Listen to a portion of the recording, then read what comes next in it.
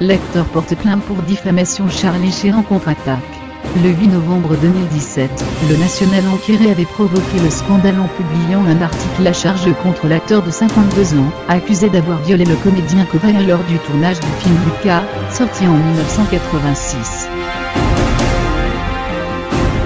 Le tabloïd s'était basé sur les déclarations d'un autre acteur, Dominique Brassia, qui avait affirmé que Cobain, décédé en 2010 après des années d'excès et d'addiction à la drogue, s'était directement confié à lui pour évoquer cette agression sexuelle.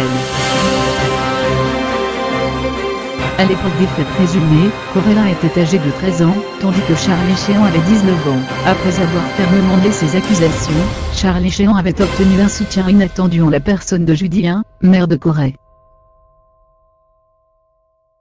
Invitée le 10 novembre dans l'émission du Dr Rosette Show, elle avait contredit les allégations portées par le National Enquirer et Dominique Brassia, assurant qu'il s'agissait d'un coup monté, et que ce dernier était le véritable agresseur. Je dois vous dire que cet homme, Dominique Brassia, est celui qui a abusé de mon fils. Tu sais la vérité. Tu sais ce que tu as fait. Honnêtement, j'espère que tu n'as fait de mal à personne d'autre. Admets-le. Cela te libérera et tu pourras aller de l'avant. Mais agis comme il faut pour changer, avait-elle déclaré.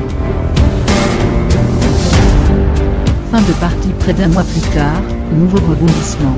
Selon TMZ, Charlie Sheen a en effet déposé plainte pour diffamation, s'attaquant à Dominique Brassia mais aussi à Dylan Revoir, patron du National Enquirer.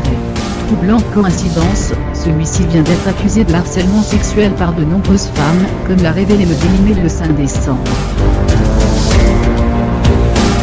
Une enquête a été ouverte pour ces faits concernant Charlie Sheen. Pas question de laisser passer ces accusations de viol, qu'il qualifie de ridicules et dégoûtantes.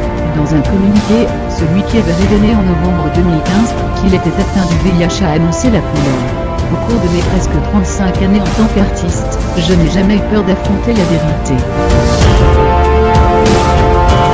Ces allégations sans fondement prennent fin aujourd'hui. Je prends désormais une position ferme contre ceux qui veulent divertir en inventant des mensonges tordus et de mauvais goût. Fin de partie, a-t-il prévenu.